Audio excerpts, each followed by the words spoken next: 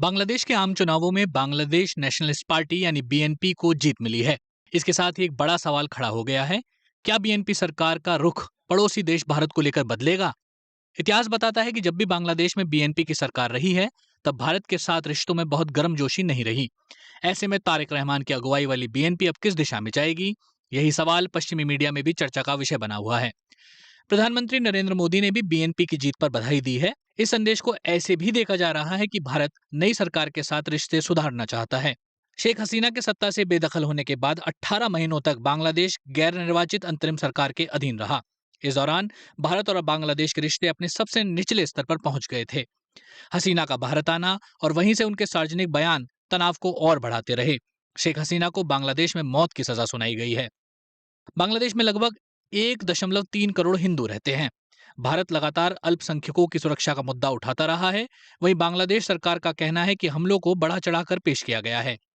भारत ने अपने हालिया सालाना बजट में बांग्लादेश के लिए वित्तीय सहायता को आधा कर दिया। दूसरी तरफ बांग्लादेश सरकार ने चीन और पाकिस्तान जैसे देशों के साथ संपर्क बढ़ाया है, जिनके भारत के साथ संबंध ऐतिहासिक रूप से जटिल रहे हैं।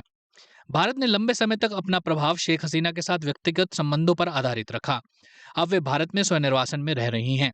दूसरी तरफ चीन ने लंबी अवधि के निवेशों के जरिए अपनी स्थिति मजबूत की, जो राजनीतिक बदलावों के बावजूद टिके रह सके। अमेरिकी मीडिया आउटलेट ब्लूमबर्ग ने लिखा है, भारत की बांग्लादेश नीति हसीना पर ज्यादा निर्भर थी, जो अब एक गंभीर रणनीतिक भूल के रूप में देखी जा रही है। सुरक्षा और व्यापार में घनिष्ठ सहयोग के बदले भारत ने लोकतंत्र से जुड़ी चिंताओं को अपेक्षाकृत कम महत्व दिया। हसीना की भारत में निरंतर उपस्थिति ने कूटनीतिक संबंधों को और जटिल बनाया है। बांग्लादेश में विशेषकर उन युवा प्रदर्शनकारियों के बीच जिन्होंने उनकी सरकार को हटाया, इस विषय पर तीखी आलोचना देखी गई है।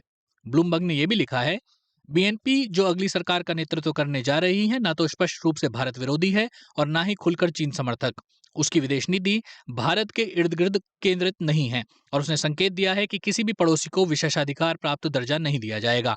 इसके बजाय वे अपने युवा मतदाताओं के हितों को प्राथमिकता देगी। बांग्लादेश को अक्सर इंडिया लॉक्ड देश कहा जाता रहा है। दरअसल इसकी 94% सीमा भारत से लगती है। भारत और बांग्लादेश के बीच 4,367 किलोमीटर लंबी सीमा है, जो उसकी कुल अंतर्राष्ट्रीय सीमा का 94% हिस्सा है। यानी बांग्लादेश लगभग चारों तरफ से भारत से घिरा हुआ है। ऐसे में सुरक्षा और व्यापार के मामले में बांग्लादेश की भारत पर निर्भरता साफ दिखाई देती है। वहीं बांग्लादेश से भारत को अपने पूर्वोत्तर राज्यों के लिए सस्ता और सुलभ संपर्क मिलता है। पूर्वोत्तर को मुख्य भारत से जोड़ने में बांग्लादेश की भूमिका अहम मानी जाती है। कहा जा रहा है कि बांग्लादेश के लोग राजनीतिक साझेदारों में एकाधिकार की नीति के खिलाफ हैं। हाल ही में बांग्लादेश ने पाकिस्तान के साथ रक्षा सहयोग को भी मजबूत किया है, जो भारत के लिए एक संवेदनशील विषय है। ब्रिटिश अखबार द गार्डियन की वेबसाइट ने लिखा है, बांग्लादेश की नई सरकार के सामने सबसे बड़ी भू राजनीतिक चुनौतियों में से एक अपने पड़ोसी भारत के साथ संबंधों को बहाल करना होगा। शेख हसीना के शासन में भारत बांग्लादेश का सबसे करीबी सहयोगी था, लेकिन उनकी सरकार के गिरने के बाद रिश्ते बुरी तरह बिगड़ गए और हाल के महीनों में खुलकर शत्रुतापूर्ण हो गए हैं।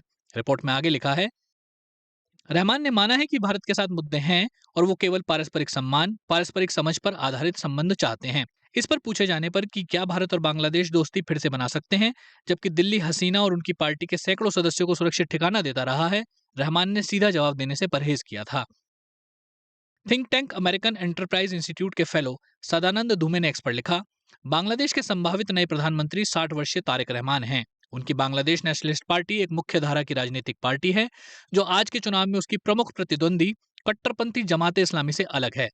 बांग्लादेशी मतदाताओं ने जमात को निर्णायक रूप से अस्वीकार किया।